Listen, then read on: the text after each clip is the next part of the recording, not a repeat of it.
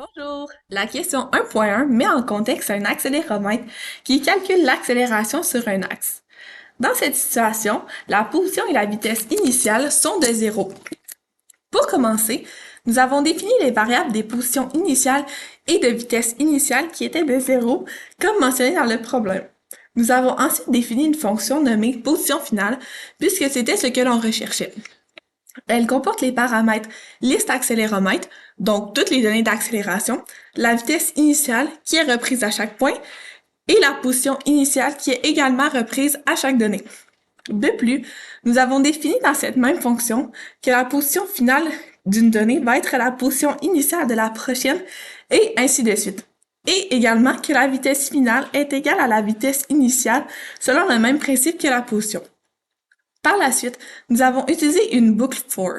En effet, celle-ci permet de prendre chaque accélération dans la liste d'accéléromètres et de la mettre dans les calculs nécessaires, soit dans la vitesse initiale, soit dans la vitesse finale additionnée à l'accélération, la donnée de la liste, pour déterminer la vitesse de la prochaine donnée, pour ensuite aller calculer la position finale, c'est-à-dire la vitesse finale additionnée à la position finale de la dernière donnée de la liste. Nous avons ensuite employé un return pour terminer la boucle qui retourne la position finale. Pour terminer, nous avons mis un print en rappelant la fonction position finale avec les paramètres du début, soit liste accéléromètre, la vitesse initiale et la position initiale. Ce qui permet donc au code d'afficher la bonne réponse à la console, soit 83 mètres.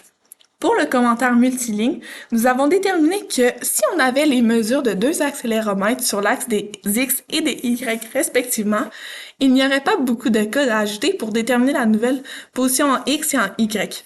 En effet, il serait seulement nécessaire de rappeler les mêmes lignes déjà écrites, mais en y ajoutant une nouvelle liste contenant les données nécessaires à la nouvelle axe.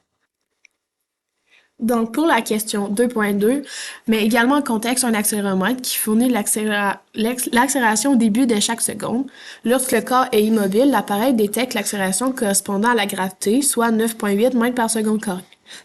Cet appareil comporte aussi une limite qui est de 150 mètres par seconde carré. Lors de la chute, l'objet lancé en haut d'un moulin subit une légère collision contre la paroi en descendant. Lorsque l'accélération est à 9,8, cela veut dire que l'objet est immobile. À 21,8, il est en chute libre. En 31, c'est la déviation, donc la collision. Et à 150, cela représente la fin du trajet.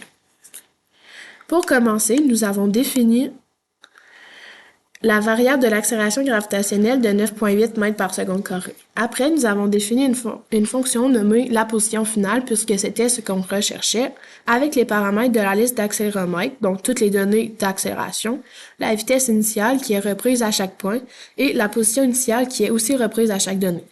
De plus, comme dans l'autre problème, nous avons défini dans cette même fonction que la position finale d'une donnée va être la position initiale de la prochaine et ainsi de suite. Ce qui est aussi le cas pour la vitesse finale qui est égale à la vitesse initiale. Ensuite, nous avons créé une boucle qui prenait les accélérations dans la liste d'accéléromètres pour en créer une nouvelle en prenant chaque accélération moins l'accélération gravitationnelle, cela dans le but de ne pas prendre en compte la gravité. Nous avons ensuite mis une condition dans la boucle avec les nouvelles accélérations si celles-ci sont plus grandes ou égales à 140,2, qui est le nouveau maximum d'accélération, puisque nous avons calculé 150 moins 9,8 qui nous a donné cette nouvelle réponse. La fonction arrêtera à l'aide d'un break.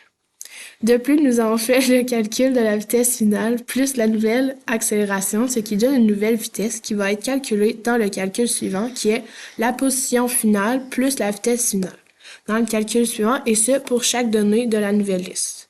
Pour terminer la boucle, nous avons mis un return pour que la position finale soit retournée. Ensuite, nous avons défini la profondeur en rappelant la fonction position finale avec les mêmes paramètres qu'au début. Nous avons mis un print pour que la profondeur soit retournée à la console et donc la réponse est de moins 705 mètres. Pour la question 2, nous devions produire un programme qui permettait d'identifier des macro-invertébrés aquatiques selon 3 critères, soit le nombre de pattes, la présence d'ailes et le nombre de queues. Pour commencer, nous avons identifié les variables pattes présentes en mettant un int puisqu'il s'agit d'un nombre entier et d'un input pour que l'usager rentre l'information nécessaire selon la situation. Ensuite, la présence d'elle nécessite encore un input, mais maintenant en donnant un choix de réponse à l'usager, soit vrai ou faux. Pour finir, que présente à l'aide encore une fois d'un int et d'un input. En mettant la condition, si la présence d'elle avait reçu comme réponse faux, la présence d'elle était false. Sinon, la présence d'elle était true. Nous avons par la suite défini une fonction nommée déterminer macro-invertébré avec les paramètres path présente, présence d'elle et queue présente, en créant une liste vide nommée individu possible, en démarrant une boucle macro-invertébrée dans la liste de macro-invertébrés avec une condition qui consiste à si le nombre de pattes et le nombre de queues et la présence d'elle correspond à un des individus de la liste.